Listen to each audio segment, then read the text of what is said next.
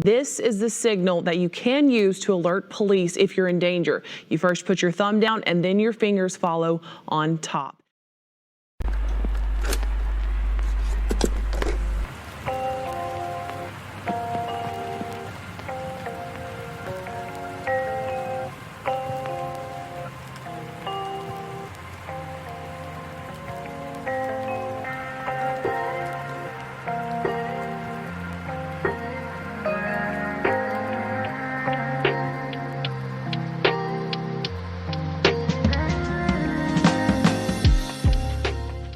Let's start with a definition of domestic violence.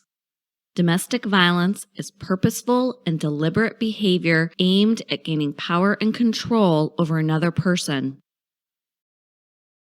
Domestic violence involves a pattern of coercive behaviors that may include physical, sexual, psychological, or economic abuse. One way to visualize the dynamics of domestic violence is with a power and control wheel. Power and control are in the center of the wheel.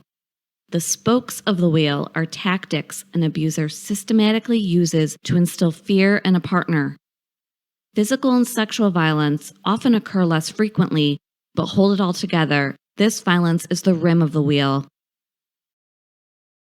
Examples of tactics include intimidation, such as destroying property, abusing pets, or displaying guns. Emotionally abusing a partner by making them feel like they are crazy or humiliating them. Isolating their partner, controlling where the victim goes and who they see. Denying the abuse happened, or blaming the victim for the abuse. Threatening to take children away.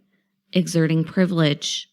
Using economic abuse by preventing the victim from working or controlling all spending, and using coercion and threats, such as threatening suicide or threatening to hurt their partner.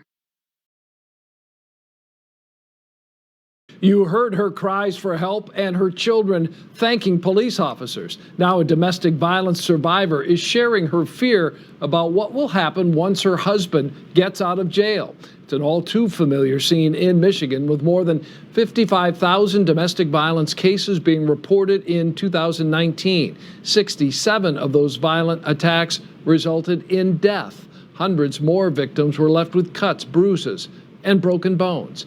Now this one Metro Detroit mom is talking to our Kimberly Craig about her alleged abuser's low bond and what victims can do if they need help breaking free. This woman's husband is facing multiple felonies, and she's worried if he gets out of jail, he'll just cut off his tether and come after them. He put the gun to my face.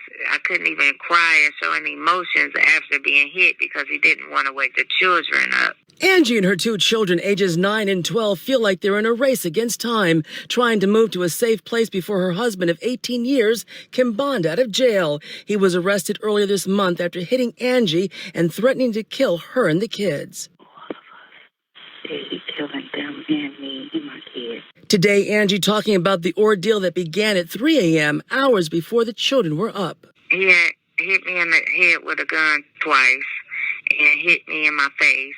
And he said that he was going to duct tape me and I was going to be his hostage. And he asked me, how did I want to die? Do you want me to shoot you? Or you want me to stab you? Angie is scared because her husband can get out of jail if someone posts just $2,000. His initial bond was set at $10,000, 10%.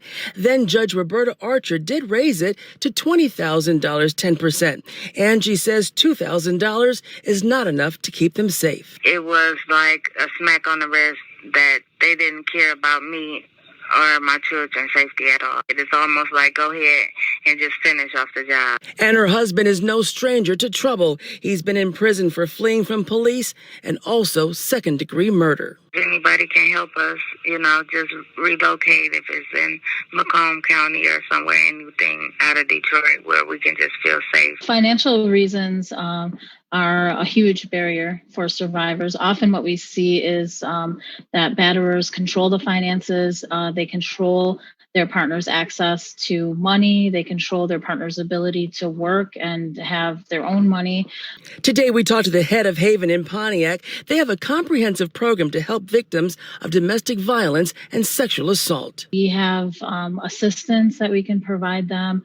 We have access to job training if they're, in that part of their path. And in Detroit, at each precinct, there are social workers who are there to assist victims. Get away because it's not love. Angie says she also wants to thank Detective Calvin Washington for all of his help. And if you'd like to find out how you can help Angie and her children get to a safe place, we'll have a link on WXYZ.com. In Detroit, Kimberly Craig, 7 Action News. Well, a domestic violence situation quickly turned into an assault as the victim ran into a neighborhood market looking for help, and the entire incident was all captured on surveillance video.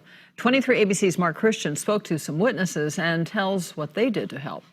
The cameras were rolling at the LaFleur Meat Market in East Bakersfield. She didn't deserve what she got, and he was really trying to hurt her. Here you can see a woman running around the corner followed by a man on a bike. She stops and walks back to him as he picks something up off the ground and throws it at her.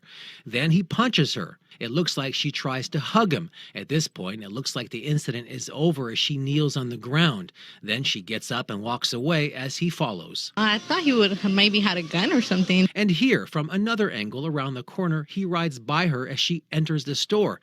But things start to heat up again when he comes back, throwing his bike to the ground, chasing her inside the store. Crazy. I mean, he did it in front of all of us. As the victim tries to take refuge inside the store, the suspect corners her and the punches start flying. And then he just grabbed her by the hair and pushed her to that corner in the other register and started hitting her. This time, 2 employees and a customer come to her aid. Here you can see an employee grab the girl as Zachary Maines, a customer, and another employee take the suspect to the ground, where they restrain him until deputies arrive. And I did what I had to do to resolve the situation till the sheriff's department got here.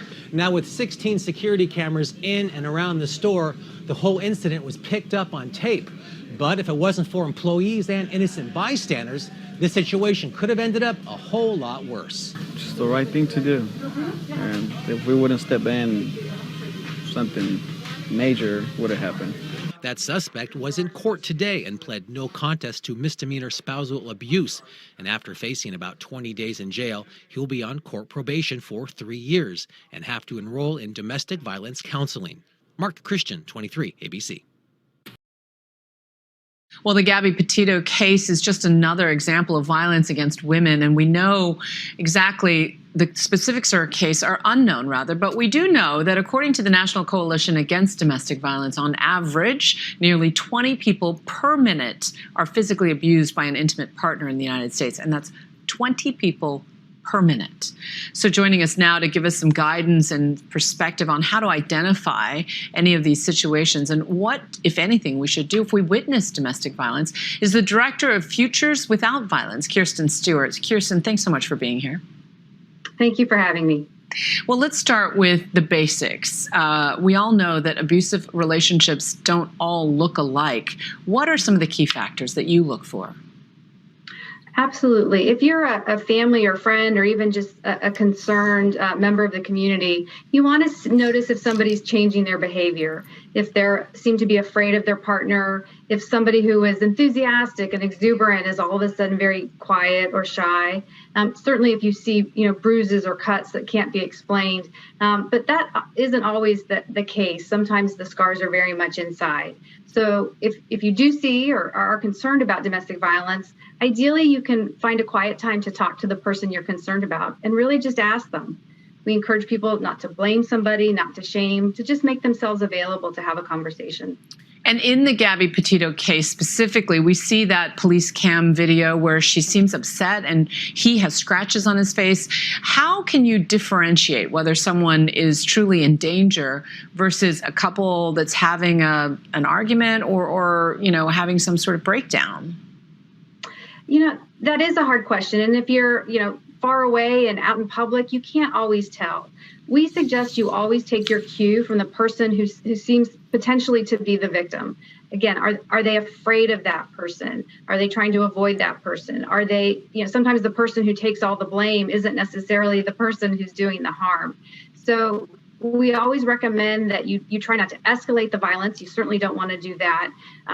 Getting in a confrontation with someone is not recommended.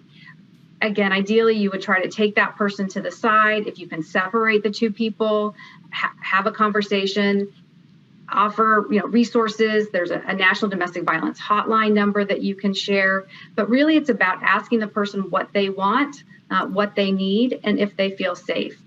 So let's say, for example, a 911 call is made. What resources do police departments have to help victims and survivors? And are there specific police departments that have procedures that are best practices in this situation? There's been extensive training thanks to the Violence Against Women Act for law enforcement. And that doesn't mean everybody does it perfectly right all the time, but we do see many better practices happening. One of the ideal situations is that you actually bring a domestic violence advocate out with you on a call for domestic violence, so they can take the person aside, have a conversation. You want police to de-escalate the situation as much as possible, question the people separate and apart from one another. Often, if there are children in the home, we also ask that police officers pay attention to the needs of the children. Again, not asking the children to necessarily choose, one parent over another. That's a deeply traumatic experience for a child. But to be sure that there's also someone that the child can talk to, and that the child's trauma from that experience is also addressed. So much to consider. And yet we all know that when victims try to leave these types of relationships, that's when it's most dangerous. Many choose to stay in these relationships. What steps can be taken to ensure that there is safety both in or out of that relationship? Well, we strongly recommend someone who's concerned about domestic violence to talk to a domestic violence advocate. They can help that person develop what we call a safety plan. And that really depends on the unique circumstances of that person. You help them identify, do you have a place to go if you need to? Do you know where your car keys are? Do you have what we call a go bag? Important, like your birth certificate, important papers, any medicines. So if you do need to leave a home quickly, you can just grab it and go. There are many domestic violence agencies across the country. As I said, there's also the National Domestic Violence Hotline, who can be reached via email, via phone, via chat. It's a great place to start, even if you're not necessarily ready to leave, or if you're just a concerned friend or family member. They can walk you through the steps that are tied to this person's particular situation. And if someone is seeking help, where do you counsel them to seek help first? What should the first step be? So most people actually reach out to friend or family first. Some people will talk to their faith leaders. Healthcare providers, we think, are another wonderful resource, especially because you can have the privacy to talk to them about what may be going on, as well as what may be the health consequences of violence.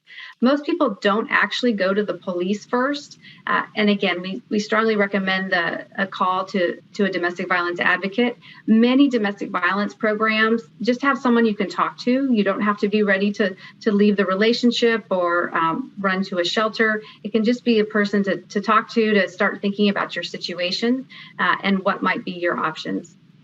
Kirsten Stewart, so much valuable information. As the director of Futures Without Violence, thank you so much for your time.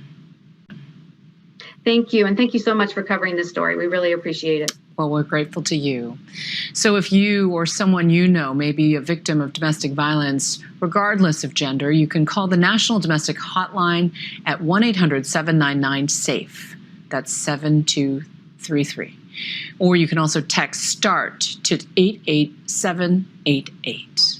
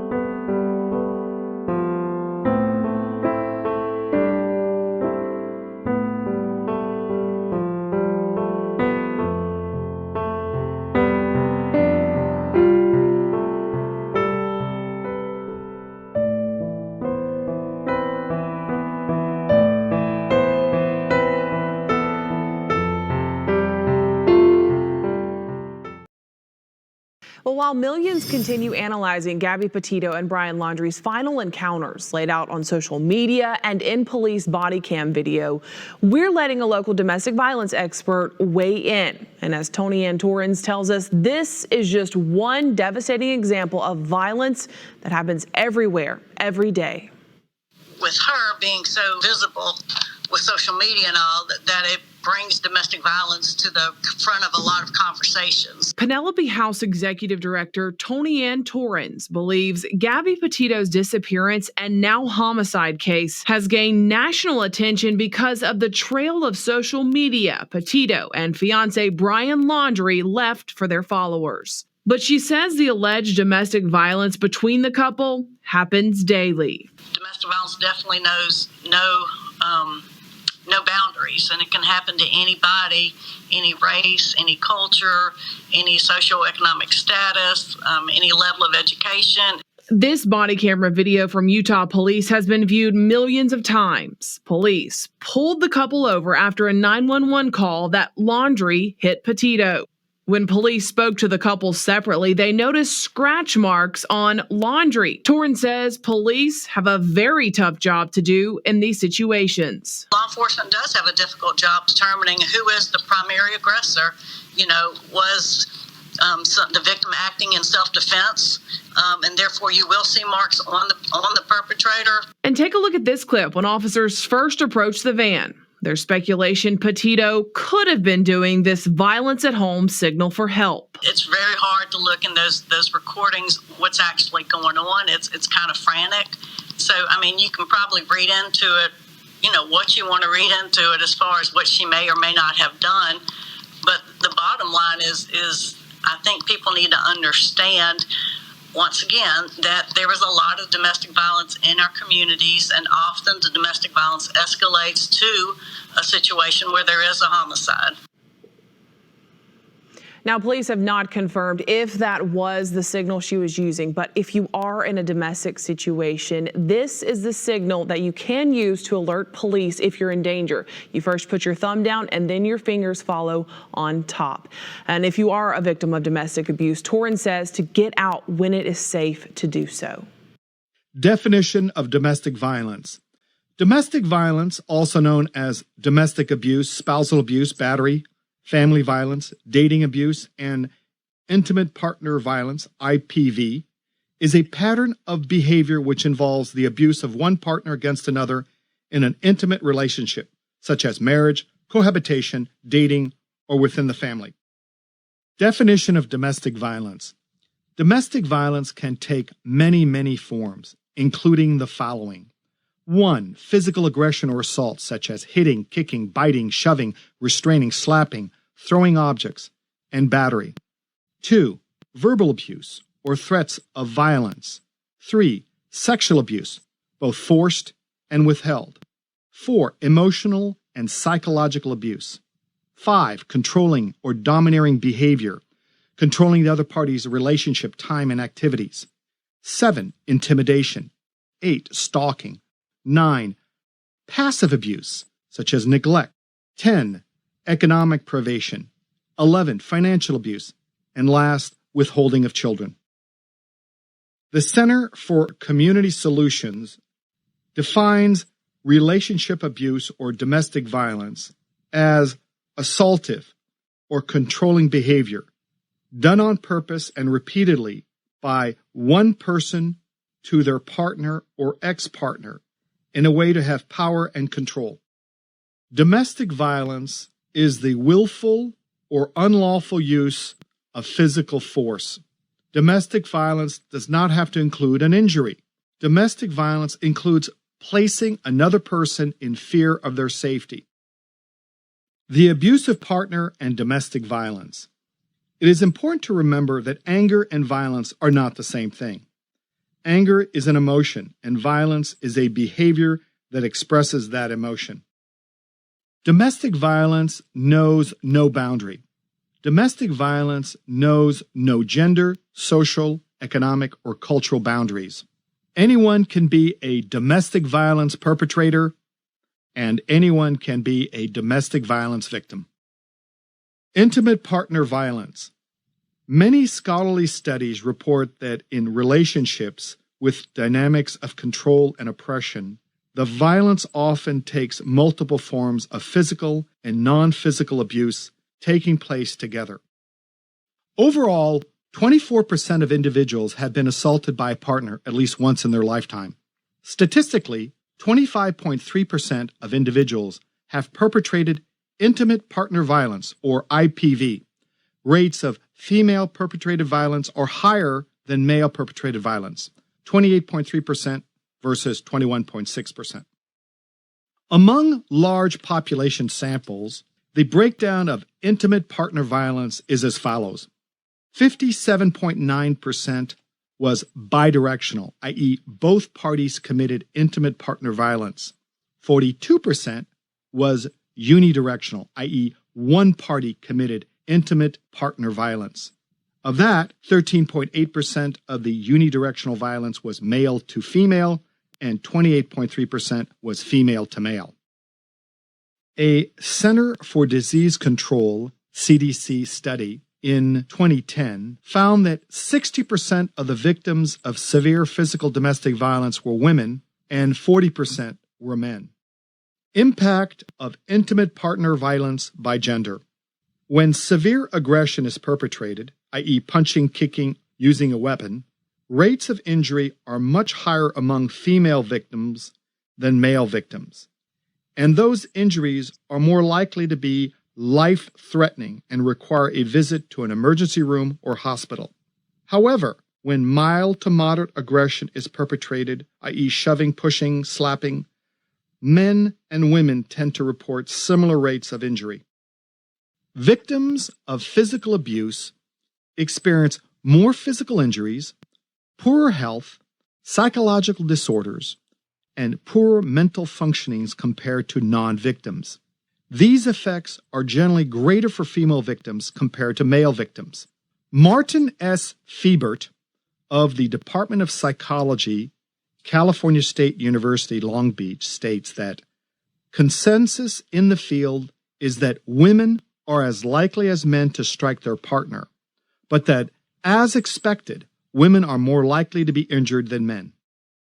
Not much is written on the issue of women batterers and male victims, largely because of the perception that men are physically stronger and should be able to subdue a female attacker. The men that report physical violence are more likely to face social stigma by being ridiculed by law enforcement and the public. Takeaways, Part 1. Statistics show that both men and women are batterers and both men and women are victims. Who are you today?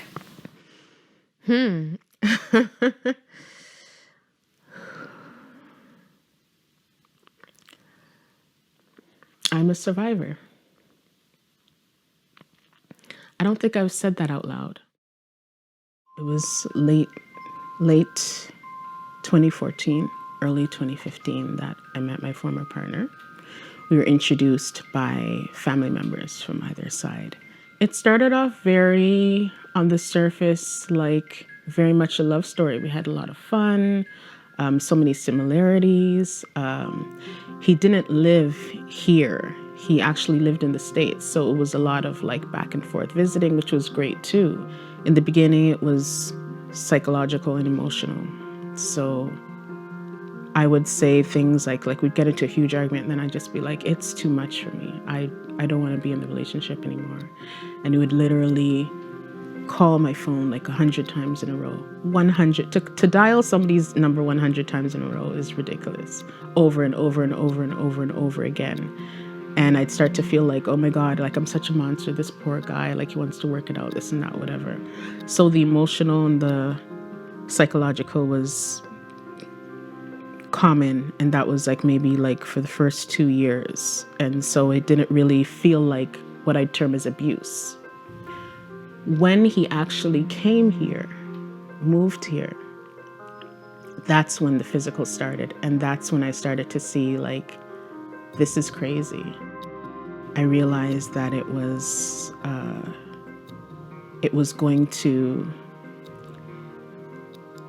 either going to be me or him, in the sense that if I didn't leave, I wouldn't be around. It was like year 3 that when the physical started, just, shoving and stuff like that. And I definitely don't want to come across as so victimized that I never defended myself. I would shove right back, and I'm in shock, somebody you love, putting their hands on you, what are you doing, right? But then very quickly, it progressed into things like being choked against a wall.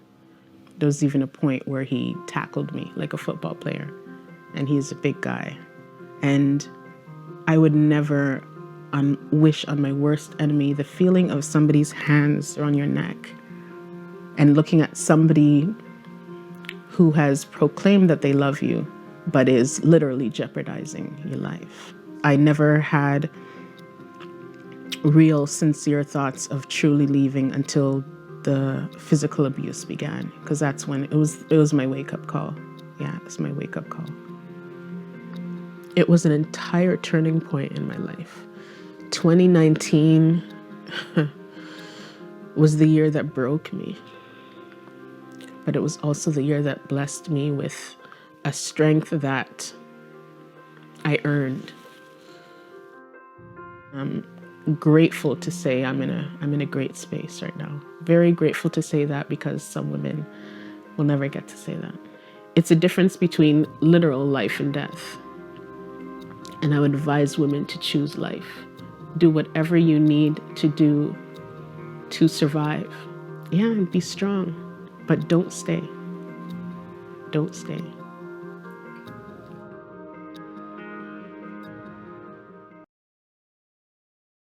Before trouble started with your boyfriend, then fiance, Yes. how did he treat you? I think everybody was swept off their feet when they first meet anybody, right? It was amazing. It was, again, he didn't live in the same state with me, so it was a long distance thing. And every time I got picked up at the airport, I had a little bitty gift. It could be a small teddy bear all the way to some flowers. But every time, we did anything, I felt like a queen. And I think because of the way I grew up, I've always made decisions all of my life, and he allowed me to relax, and he made all of the decisions. Being a single mother, I had to make decisions for both my son and him all the time. So when we were together, it was just me relaxing. Again, being in a different state, I didn't have to worry about household chores. It was just fun. It was relaxing. I felt like a queen. I felt like a princess. Everything was what you would expect when you come into a relationship.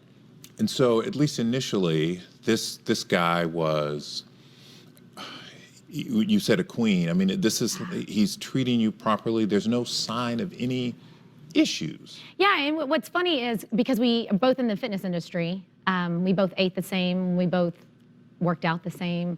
We were both into making sure we ate right at the right time. It wasn't a struggle in that.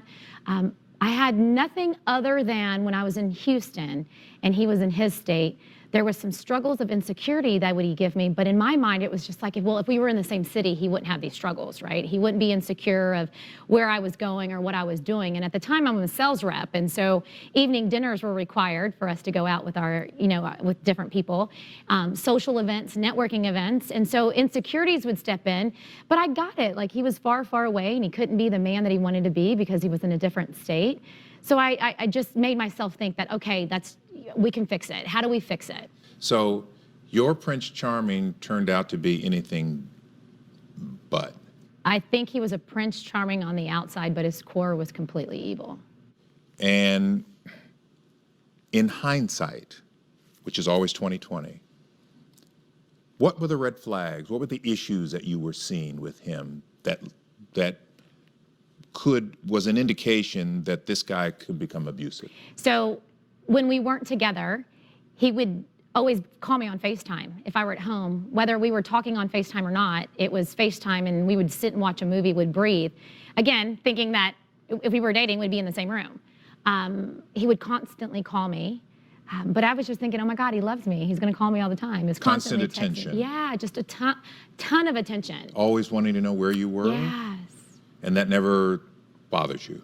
No, and again, I played it off that was his insecurities, and for me to help him with his insecurities and for him to gain the trust within our relationship, I gave it to him. I answered the phone when it was appropriate. I texted him back when it was appropriate. I sat on FaceTime with him.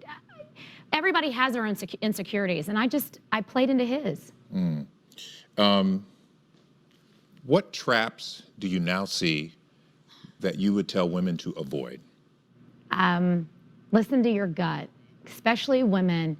We are all given an intuition, and the intuition's called from whomever your higher power is, your Lord, your God, your Buddha, whoever that is, right?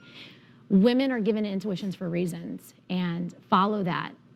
Follow that, because all of the calls that you're given, all the text message and the attention you're probably wanting and needing and getting are some signs that I didn't even see. I mean, eventually I woke up to a small, very, very small room with cameras watching me 24 hours a day, and I had a tracking device in my car, and I had no idea. So wait a minute. There were cameras in the room where you were staying with him? Eventually all of this came up. My intuition told me to go and check his phone one night. So I checked his phone, and I opened it up, and the first app that popped up were cameras that were led to the house. So he had an app on his phone that he could see inside the house. So he was checking on you? I would say yes, only because there's cameras in the house and I'm only the only person in the house, right? And I started thinking back, I was like, well, the only time he would call me was when I was in the bathroom, and apparently there's no camera in the bathroom. So yeah, I had a tracking device put in my car because he said he wanted to change out the speaker, or change out the radio. And a tracking device was put in my car. And then I woke up one day seeing an app that he was watching me throughout the house throughout the day. How many times were you beaten? 3. I'm running down a street, and for some reason I went up some stairs and I flipped and I fell, and he got on top of me, and all I can remember is he was choking me. And I'm being thrown against a sofa and a lamp, and everything's just flying. All I keep remembering is my arms are fully straight, and I just keep kicking my legs out, like, just get off of me. And here's what's the craziest part, is I can't remember being hit. Like, I don't remember the pain of being hit. I just remember I just need to survive. Like, I just need to get home. I just want to get home. 3 months of him courting me, gifts, calls, beggings, forgiveness, give him a chance. He's broken. He'll never do it again. Every word that you can actually find that every woman has heard that has been beaten can be put on that list. And you stayed. And I thought he changed. Again, for the second time.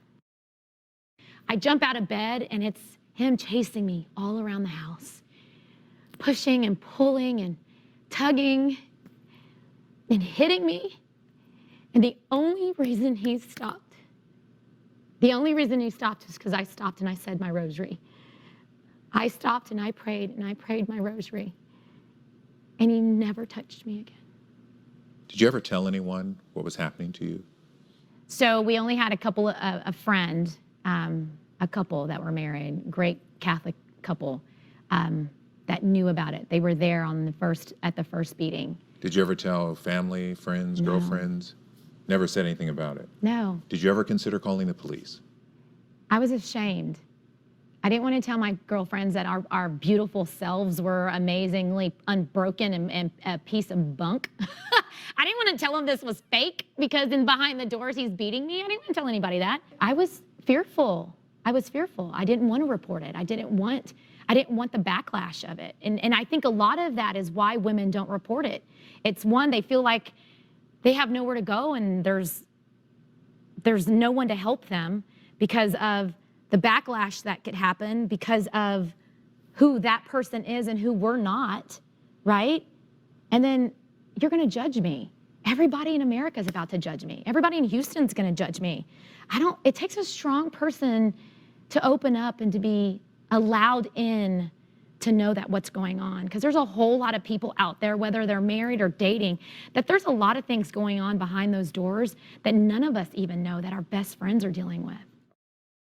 So when I went to the women's shelter, I went to group therapy first, and I closed my eyes and I listened to all their stories, and I could place myself in everyone's story, from the time that they were being hit, spoken to, pulled on, thrown around, and the words that were being spoken to them, I heard them.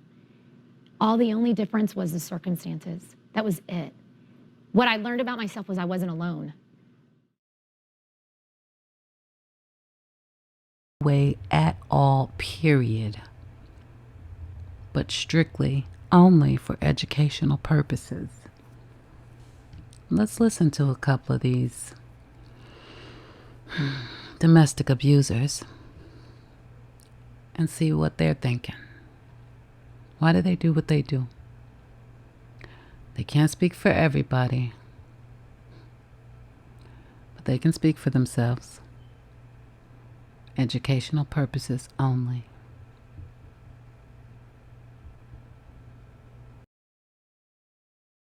More than a year, Denver 7 Investigates has exposed the dangers of domestic violence and the failures of law enforcement. And tonight, a rare opportunity to see inside the mind of a murderer. Richard Lockett killed his wife, Kirsten. He'll spend the rest of his life in prison for that murder in Castle Rock 2 years ago. And tonight, he sat down only with us for an in-depth 85-minute interview with Chief Investigative Reporter Tony Kovaleski. And Tony, lots of controversy surrounding this interview. And let's be perfectly clear here with a lot of emphasis. This is not about making a hero out of Rick Lockett for an unexplainable death of his wife, Kirsten.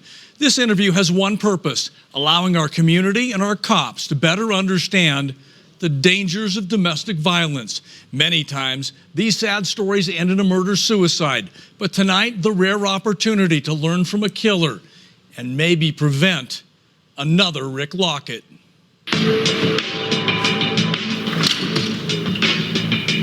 How hard is this right now?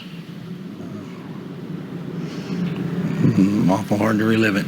Hard to relive what happened in a closet inside this house in Castle Rock. July 18th, 2015. A day, an hour, and a decision that ended Kirsten Lockett's life. There was a time when you said, I'm just not going to do this interview. Yes, sir. I have nothing to gain by this interview.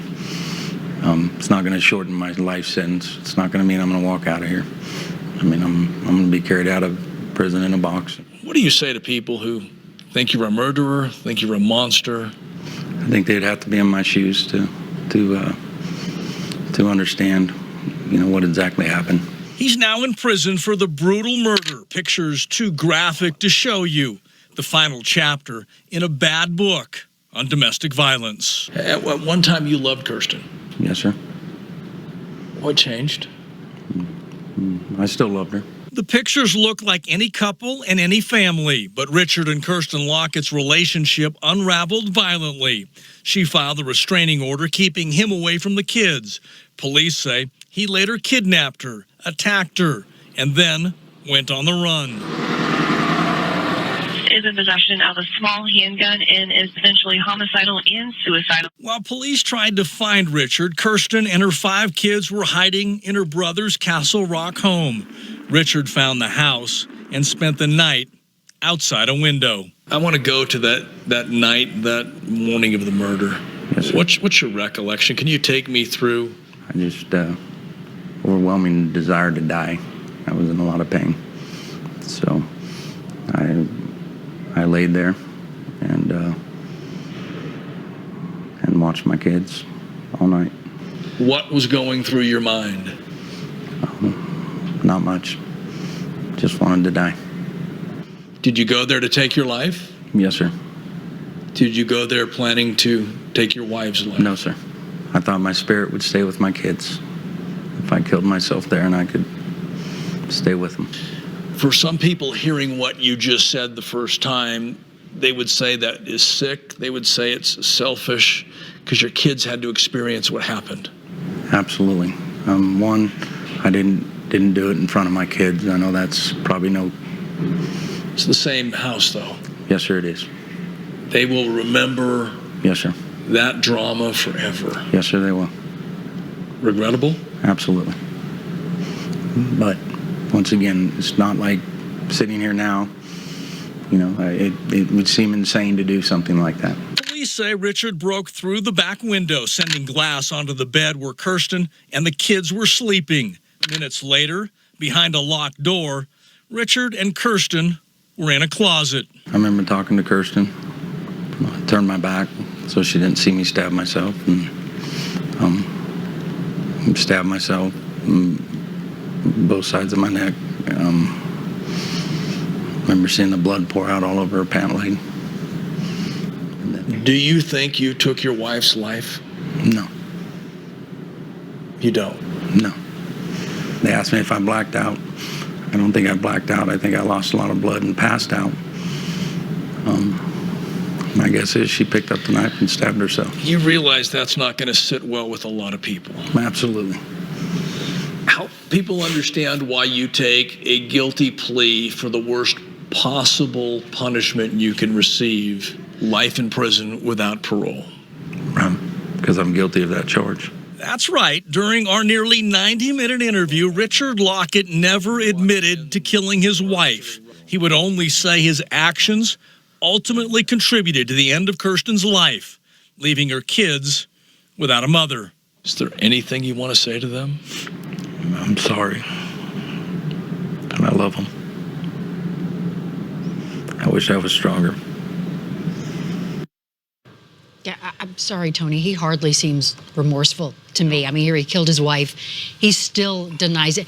By the way, everybody, we do have the National Domestic Violence Hotline number there on the bottom of the screen in case you need it. So, I mean, why do this? Why give him this platform? Well, and people have asked that question, and it's a very fair question. And this is about learning from what happened. Rick Lockett said he did the interview with us because he had nothing to gain from it. He's not getting out of prison anytime or any earlier than he never going to get out of prison, actually. But bottom line is he did this because he wants to make sure people can identify these issues, maybe somehow, and that's why we're doing this story, to prevent other Rick Locketts out there. Maybe somebody's married to a Rick Lockett and doesn't realize it. Maybe people at home can see the kinds of things that he said that make you realize this is a problem, not only in our state, but in our country.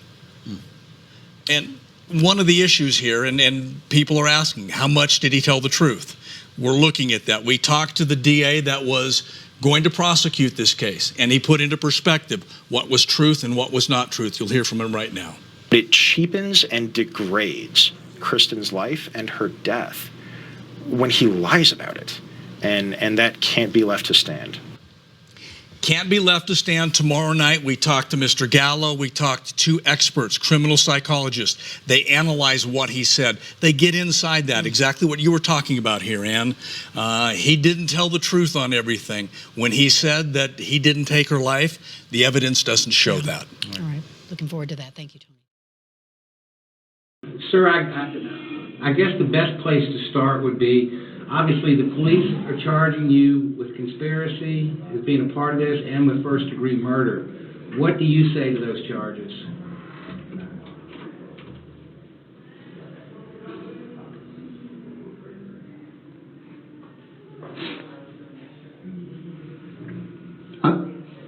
It's all right, you take your time.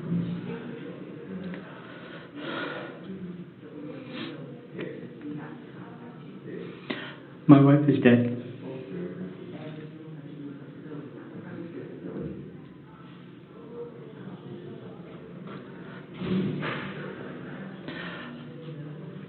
It's not enough.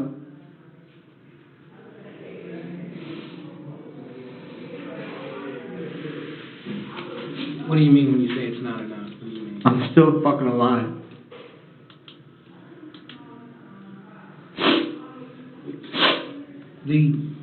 According to a police report, there were emails exchanged between you and the other woman. How do you pronounce her name, her last name? Houchin? Yes, Houchin. That you had sent her an email asking if the deed had been done yet, and if it had, that you would be forever grateful to her and show her that every day. Did you, in fact, send that email? I'm sure I did. I'm sorry, I didn't hear what you said. I'm sure I did. You did. You're sure you did. I don't know if the police had shared with you the circumstances, but it sounded like a pretty violent killing. Your wife had multiple stab wounds in her face. The bedroom door had been kicked in. Was it supposed to go like that? It was supposed to be just a fantasy thing. That's all we ever did on emails and stuff. Fantasy. Everything that we ever did was fantasy, fun, it's craziness.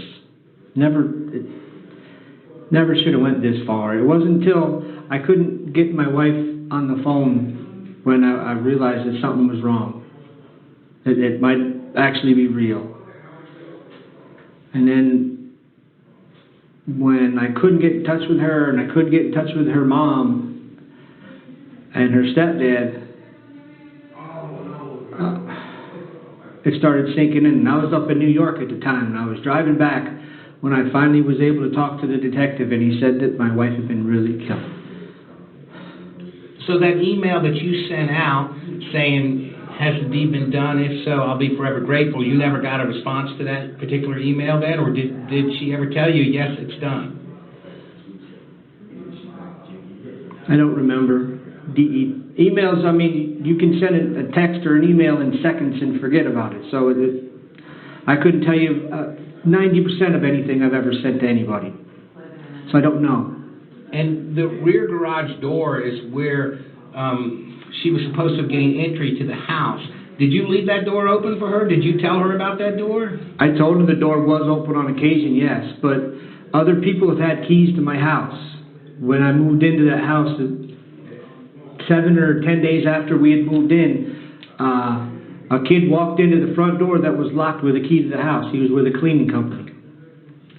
One of the things that we were going to do was change the locks on the doors. The only door that ever got done was the back living room door. So, yeah, I did tell her that the door would be unlocked, but my wife checked the doors all the doors in the house every day. Staff Sergeant, the question I have to ask you, though, sir, is if this was just supposed to be a fantasy, why would you relate a detail such as where a door would be unlocked, where entry could be gained to Ms. Couchin if this was only supposed to be a fantasy? I don't know. I don't know. I have no clue. And in the fantasy, was the killing supposed to be carried out the way it was with that level of violence? No, nothing like that. No. How did the scenario play out in your fantasy? In my fantasy, she fell down the stairs, maybe. Something like that. Nothing like... Or you mean pushed down the stairs?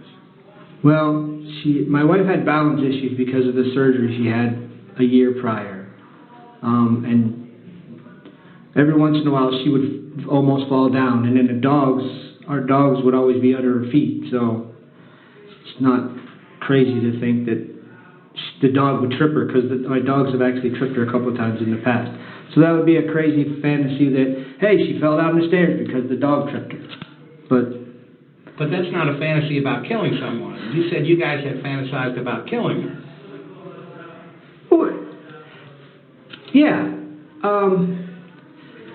Like, hey, let's kill her and then we can go and run away and be together forever. But, I mean, that never works. I had a job as of yesterday. She had a job. Responsibilities. You're just not going to somehow find $1 million on a corner and run away for the rest of your life. So it was just bullshit talk.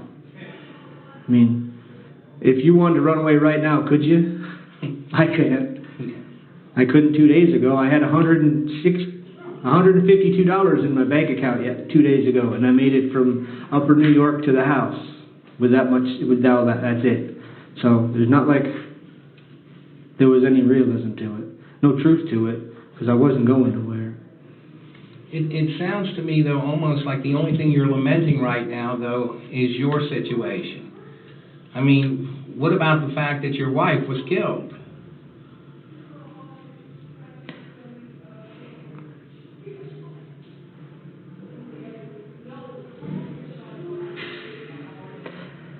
If I spend the rest of my life in jail because of what happened to her, it won't be long enough. So what you're saying is you're ready to accept the punishment that comes your way. No matter what, my wife is dead. And because of what I said, somebody killed her, I think. So Staff Sergeant, you're telling me then you never said to her, go there on this night, do it tonight, do it then. It was never planned to that detail. No.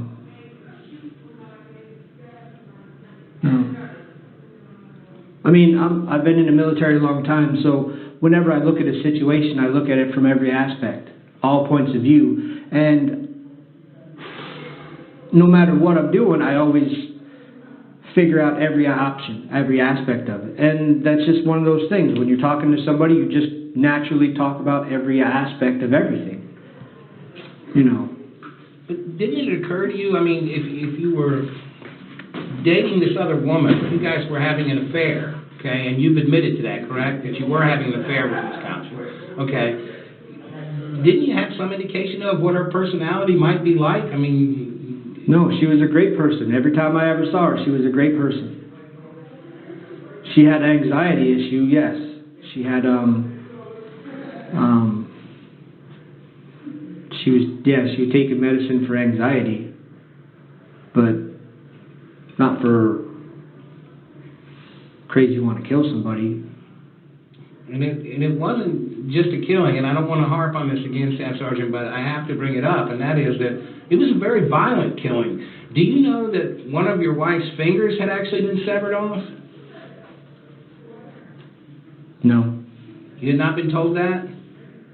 Police investigators didn't tell you that? They showed me a quick picture of something, and that was it. When you saw the picture, surely that must have relayed some of the level of violence to you. What did you think when you saw that picture? That if I ever got my hands on the person who actually did it, with 3 seconds I would kill him. Knowing now who did it, at least according to who the police say did it, do you still feel that way? If I have the option and the opportunity, she's dead. That's all there is to it. So in no circumstance would that relationship ever continue, even if for some reason the two of you were let out? If it's found that she is guilty, if I have a chance, I will kill her. No questions asked. It sounds a little strange you saying that right now when you had fantasized about this very thing with her. Fantasy and reality is two different things, are they not? So when you're playing in this game, everything is cool because you can just go, oh, I didn't mean that, I hit the reset button, or whatever, I'll see you tomorrow. So at the end of the day, well, you can just put that over in the corner and don't worry about it no more, or don't think about it. But now that it's reality, everything has changed. It doesn't matter anymore. And if I die, I die. But if I can take her out too, I'm gonna. If she's guilty, if I could take her out, I'd do it right now. And then you'd be facing another murder charge. My wife is dead. I really don't care. To hear you talk about your wife like that now, to make a statement like that now, why would you have been having an affair with another woman in the first place? My wife got very sick a year ago. She had hydrocephalus, very debilitating. She couldn't move, couldn't talk very well, didn't remember anything. Shortly before she was diagnosed with it and it started getting really bad, I had taken a second job. Just for fun, for extra money, play money. And she got real sick, and then I took that job, and I needed that job just to make ends meet. Gone 20 hours a day. I see my wife 2 hours a week. Things just happened. And she wound up working at the same store, and they put us on the same schedules, and we became friends, and then it got more. And then I got into this relationship with her, and it just got too deep, I guess. It got, the fantasy part was a lot of fun, you know.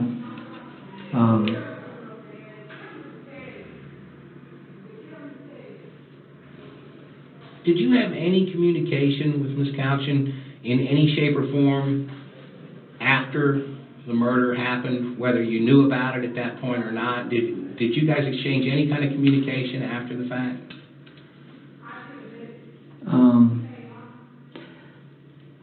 A little bit, yes. Yes. That weekend, she had told me that she had to go to Fredericksburg to pick up her sister's twins because her sister wanted to give them kids up. So her and her mother went up there to pick up her niece and nephew. And then she told me about how the clutch went out in the car and they limped home, and then they had to go up the next day in her vehicle to go get the kids. So yes, I had conversations with her, and it was about kids, about her kids, her niece and nephew. The subject of your wife didn't come up at all? And you know, the case they're building on this is that you did this so that you could have the relationship with Ms. Gouchin, and so that you wouldn't have to worry about a divorce and alimony and losing property and whatnot. What do you say to that?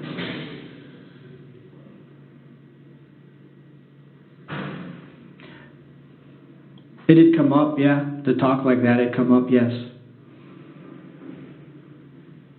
When you had the fantasy discussions, you mean? Yeah.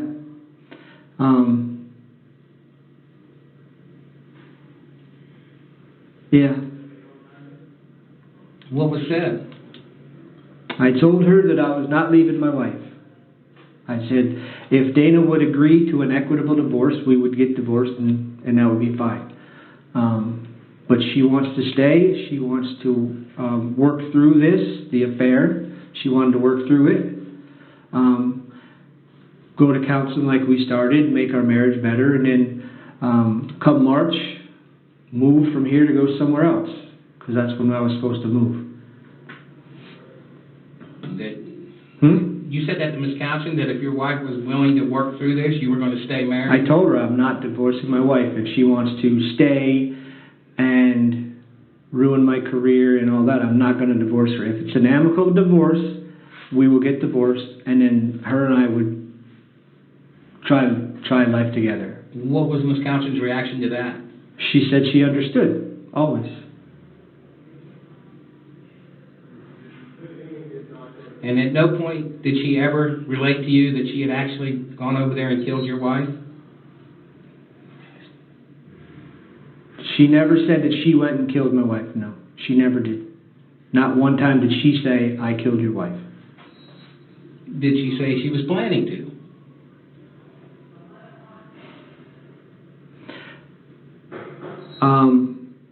She said she had thought about how she would do it, yes. Yes. And what did she say? What were those plans? What did she think? Fall down the stairs, make it look like an accident, something like that. Nothing like what happened, no. Because she's a small person.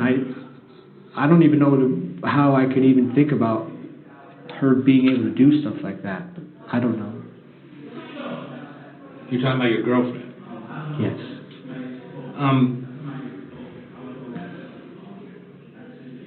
Are you just... I'm wondering, if you'll allow me, I'm wondering, Staff Sergeant, if you feel the way you feel because of the way the crime was carried out, because of the violence involved. If Ms. Gouchin had just pushed your wife down the stairs, would you maybe feel different about this? No. My wife is still dead. I never wanted her to die. I just wanted her to divorce me amicably. That was it. There was never any,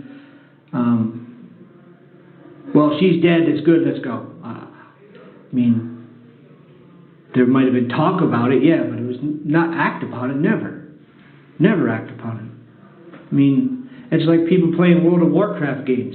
They get into that character for 12, 14 hours a day, but once they get out of the character, it's what they just did before. It's not real.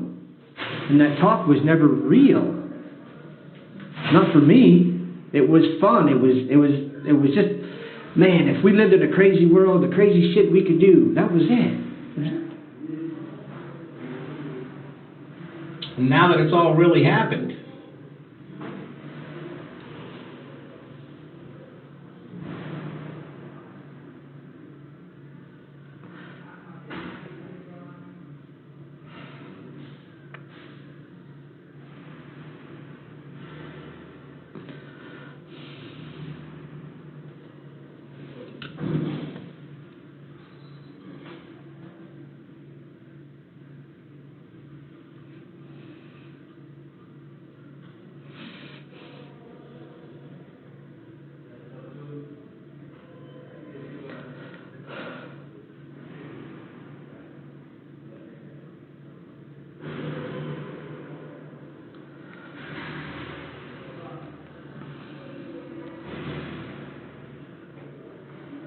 what would you say to the family of your wife and your family?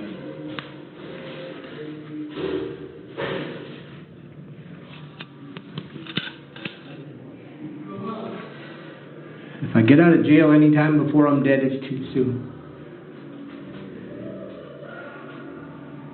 Do you think that might happen? I don't care.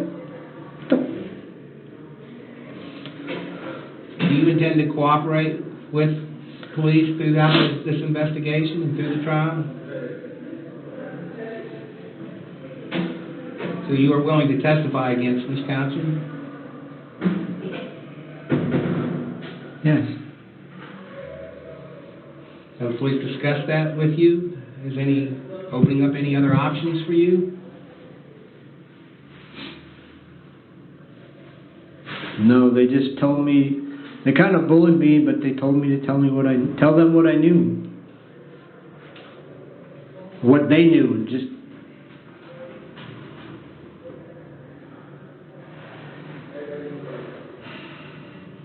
Sir, I can't think of anything else I have to ask you. Is there anything else you would like to say before we conclude this?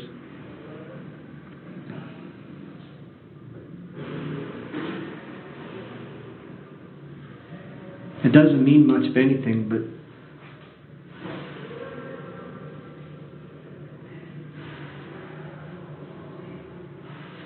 I mean, obviously, if I could change it and me dead instead of her, I would. And The pain I put her parents through. Did you guys have any kids together, you and your wife? No kids. Okay. We had 2 dogs. Now I'm going to share with you a couple of actual 911 calls for domestic violence. And I do want to warn you, some of it may be hard to listen to. But this is what it sounds like.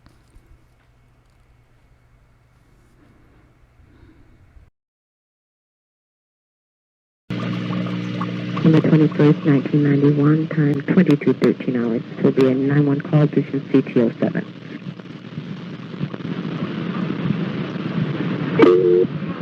Standing emergency.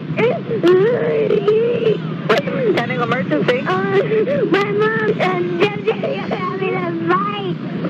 Is she getting hurt? Stop it! Send the police, please. Okay, we're going to be there. We're taking your baby.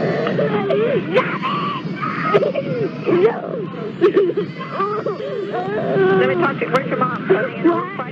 What's going on? They're having a fight because this is bingo forever and ever. They always have this because he has a cousin. He's always drinking beer and getting drunk. And Mom. What's his name? What is his name? Your father's name? He's my stepfather. Okay, how old is he? What's going on? Lisa? Lisa? Fighting on you. What's going on? Hurting Mommy. How's he hurting her? He made his mommy. Okay, don't cry. We're going to send the police. Okay. Okay, now where's your mother at right now? She's in the room fighting with them. Okay, could you just send the police? Yeah, they're on their way, but I'm going to keep you on the line until they get there, okay? Is your front door open? Oh, no. Okay, you go unlock it and come back to the phone so the officers can get in? This way. Okay.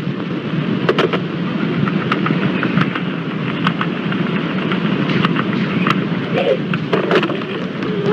just knocked my sister out. What sister that he knocked out? My little sister. Your Oh my God! What's the matter? Nothing happened!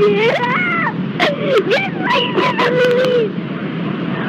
Wait, I want to go see what happened, please! Okay, the police are on their way, okay? Hello? Lisa? The police are on their way, okay? Mama, the police are coming!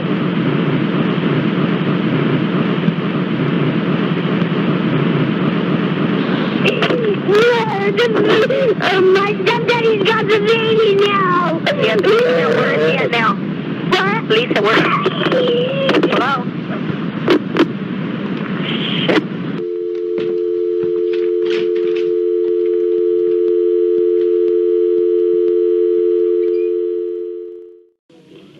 Emergency. Can you get someone 325 Gretna Green. He's back.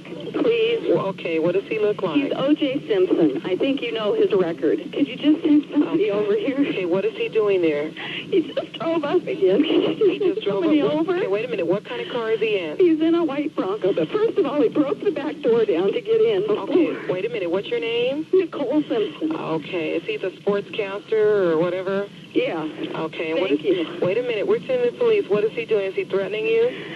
I'm going nuts. Okay, has he threatened you in any way, or is he just harassing you? You're going to hear him in a minute. He's about to come in again. Okay, just stay on the line. I don't want to stay on the line. He's going to beat the shit. Wait a minute. Wait, just stay on the line so we can know what's going on until the police get there, okay? Okay, Nicole? Uh-huh. Just a moment. Does he have any weapons? I don't know. Okay. He went home, now he's back. The kids are upstairs sleeping, and I don't want anything to happen. Okay. Has he hit you today or no? No. Okay, you don't need any paramedics or anything? Okay. You just want him to leave? My door. He broke the whole back door in. And then he left and he came back? And he came and he practically knocked my upstairs door down, but he pounded it, and then he screamed and hollered, and I tried to get him out of the bedroom because the kids were sleeping in there. Mm-hmm. Okay. And then he wanted somebody's phone number, and I gave him my phone book and put my phone book down to write down the phone number that he wanted, and then he took my phone book with all my stuff in it. The dispatch. What? What does he say? What he always Calling units for domestic violence at 30 Correction 325 South Gretna Greenway is still too high. The suspect is now entered in the jail house and it is refusing to leave. It's code too high. It's been 4221 already 825 children involved.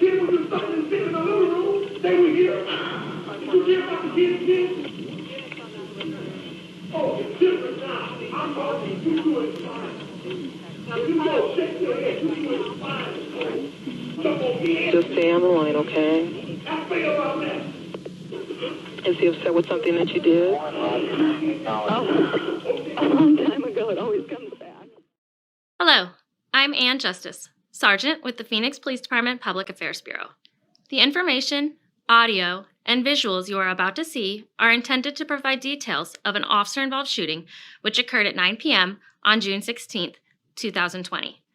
The suspect involved in this incident has been identified as 27-year-old Donald Ward. Conclusions about whether the actions of the officers are consistent with department policy and the law will not be made until all facts are known and the investigation is complete. Officers of the Mountain View and Cactus Park precincts were called to an apartment in the area of 22nd Avenue and Indian School Road after 911 received several calls of a fight. Here is one of those 911 calls. Phoenix 911, what is the address of your emergency? Yeah, can you just send police officers? I need an address. 22 West Indian School Road. Is that an apartment? Yeah. Okay, and what is the emergency? The guy upstairs beating the crap out of the girl, and they said he has a gun. Okay, stay on the phone with me. Okay, we've got officers already started, okay? What's your first name, ma'am? Oh, my God. Get out of the house! Get out of the house! Carlos, get out of the house! Get out of the house! Look, he just shot him. We live downstairs. Okay, stay on the line with me, okay? Get out of the house. Get out of the house. He just shot him. I don't want him shooting you. I don't know if he shot that girl or not. Okay. He shot off a round. How many shots did you hear? He shot I believe it's 2 so far that I've heard. Okay. In addition to the other 911 calls, a call was received from the victim where she was heard pleading for her life. The dispatcher tried to obtain information from her, but the victim could only be heard screaming. Here's a portion of her 911 call. Phoenix 911, where's the emergency? Please, no, please, no. 911, where's the emergency? Please. Hello? What? No! No, don't leave me. Ma'am, where are you? No! Ma'am, I need to know where you are. Hello? Ma'am, what apartment are you in? Hello?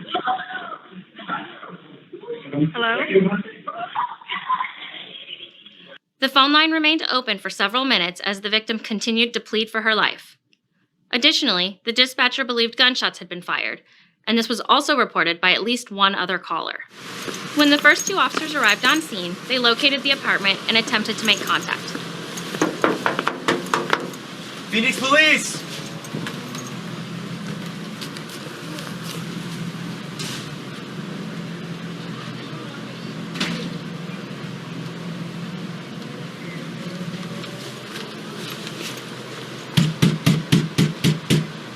Phoenix Police!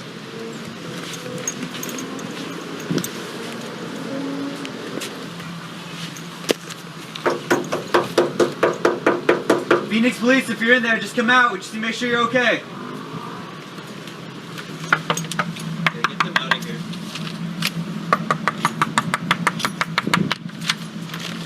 Hey, I'm gonna have to ask you guys to evacuate, okay? We got an issue over here. The computer? Yeah, on this neighbor right here. So if you guys can grab some shoes real quick. The officers then met with additional responding officers to develop a plan to make contact. That's when they heard a shot from inside of the apartment. Oh, there you go. That's inside. All right. Hey, we got shots fired inside. We're gonna move the team up. Don't get in front of the door. Bunker up that window and tape that window. Make announcements. Phoenix Police Department, come out with your hands up now! Hey, hold on 1 second. Hold. I got screaming. Got Screaming. All right, move. Go. Move. Go. Nice and easy. Nice Move and towards the slow. screaming. Nice Guns and up. slow. Look for somebody. Hey, watch this. That door's closed, so we're gonna take this one right here. Come to me. Right to the left. Hey, pick up that right room. That room is right. As the officers were working their way through the apartment, they saw what looked like bullet holes in the walls. Hey, better get to that door. There's a bullet hole right through here. All right, move the bed. Bunker up on that door. Hey, take that door. Where's the ram? Phoenix Police! Hey, you have door to your left with 2 holes in it. As the officers were outside of the bathroom door, they could hear the female pleading for help. While forcing the door open, the officers heard the female screaming that he had a gun to her face, and they heard a gunshot. Nope. It's me. Watch out. Stop. Here, what? Gun down. Here.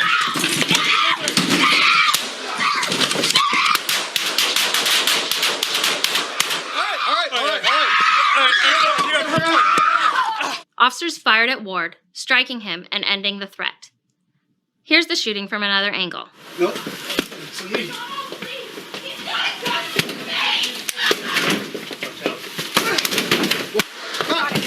Here, what?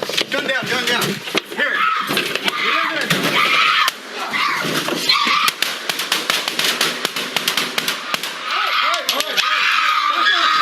During the encounter, the victim was able to lay on the ground, and 2 of the officers were able to position themselves between her and Ward.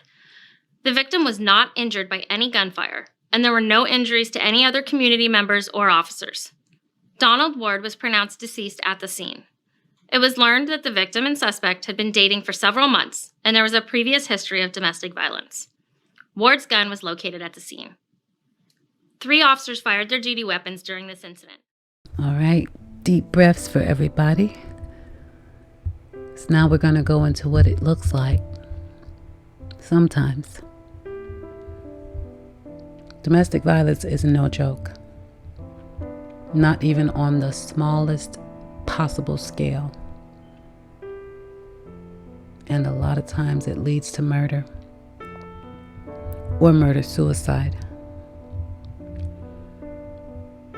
It can be very subtle or it can be very extreme.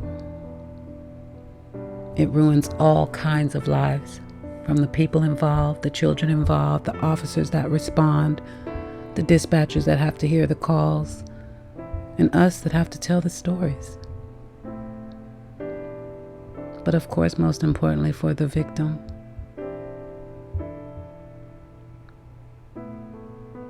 This is what it looks like sometimes. Throw all the stuff on the floor. No, I didn't. Hey, Daddy. He did. Thank you, Riley. You need to leave, Sean. Seriously, dude, you need to leave. You need to go. You take whatever you want. Fucking mine. This is mine. Ron. Where is my fucking PlayStation then? Oh, come on. Where is my Keep fucking on breaking PlayStation? stuff and then I'll have no choice but to call the cops. It's my TV. Don't Get even out. start. Get out, Sean. Don't I'm protecting myself. No, you're not. Get out. Don't start. Move, Get out. please. It's my TV. It's not yours.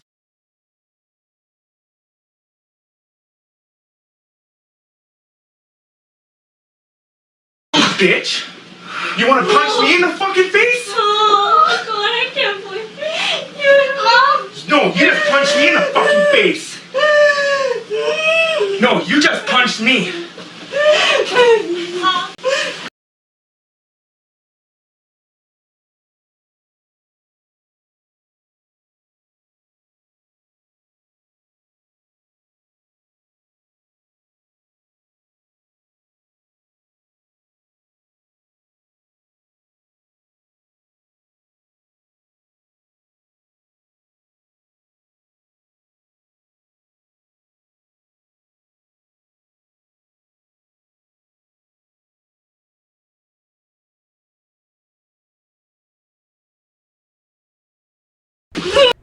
And of course, we cannot forget that men are victims of domestic violence too.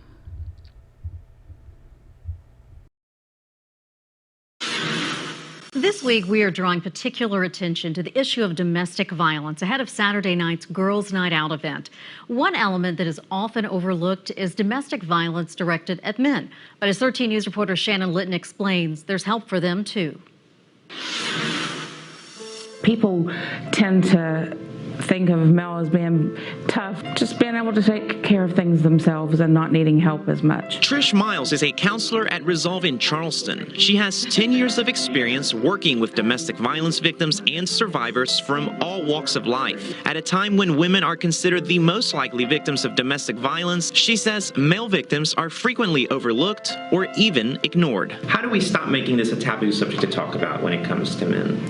More education. And by that, she means empowering men to speak out and telling them it's okay to come forward with their stories. Nearly half of all women and men in the United States have experienced psychological aggression by an intimate partner in their lifetime. And it's no secret that more women are victims to physical abuse. With men, advocates and counselors say the abuse is primarily psychological. That doesn't mean men can't be physically abused. According to the National Domestic Violence Hotline, 1 in 10 men in this country will be physically attacked or stalked this year by an intimate partner, while 1 in 7 over the age of 18 will be the victim of severe physical violence by a partner. Still, for most men, the problem is mental abuse. Name calling, belittling, making their self-esteem very low, making them think that they're not worth anything. Usually with men, it's more they use the kids against them.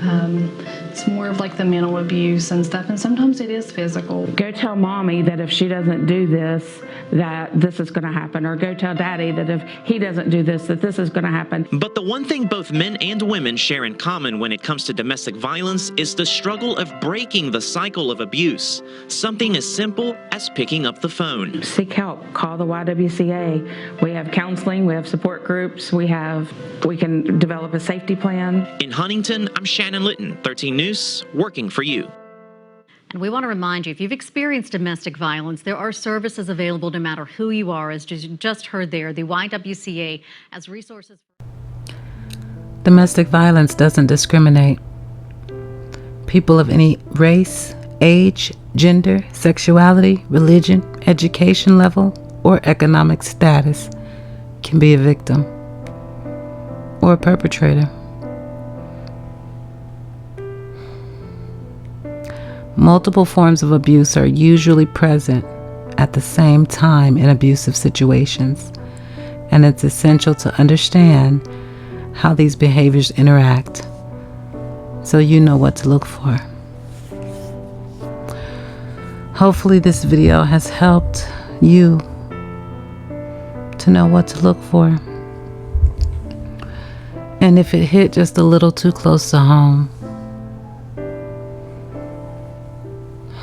well, I hope you're not in that home anymore. The number to call for help 1-800-799-SAFE. That is 1-800-799-7233. The National Domestic Violence Hotline.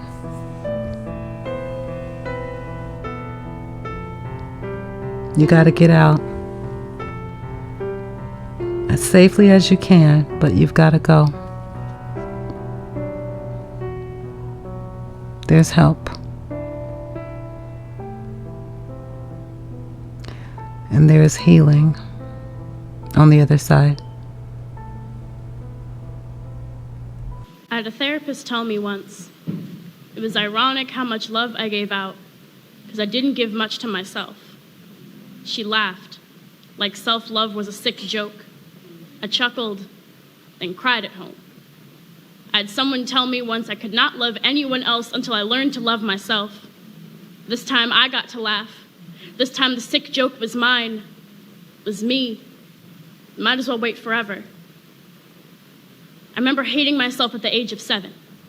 Journals filled to the brim with criticisms by 8. I had enough pages to stitch them into wings, to fly close enough to the sun to see my tears turn to steam, felt the wax burn on my shoulders and mold into thick skin. I was 9 when I wanted to die. 13 when I found a solution, figured if I could cut my legs enough, gravity would let me go. When it didn't, I tied a pillowcase around my neck, twisting like the rope swings I knew so well from childhood. Heard my heartbeat pound in my ears like a warning drum, then fade. I'd almost convinced myself I'd done it. When I started writing, I smeared my blood on every page to remind myself that everything beautiful has a consequence. I'd hoped to stall the clotting long enough to give myself to the craft and let myself go. I have died so many times. So when I told you that loving you almost makes life worth it, I was not joking. When I tell you that loving you almost makes me forget how much I hate myself, it is not poetry. Loving you is taking all the love I could never give myself and putting it to good use. It is reminding myself that if someone can love a dying thing this way, can hold the Lazarus of my body and give thanks for the way it holds back, if someone can kiss the scars, administer the pills, absorb the bad days, and wake up smiling next to me, then I can try to breathe again. Because self-love does not always come first, or second, or even ever. But your love be the guardrail on the ledge, be the drawers that hide all the sharp things, be the body that carries my collapsed frame into bed, be the flowers you bought. Because even though they are dying too, they still dance. Love will not heal me, will not wipe my slate of a body clean. I will always be a woman of wounds, of rope-marked neck and melted skin. Love will not heal me, but it will hold my hand if I ever heal myself, and maybe teach me a joke that I can stay alive long enough to laugh at. I love you enough to want to love myself too.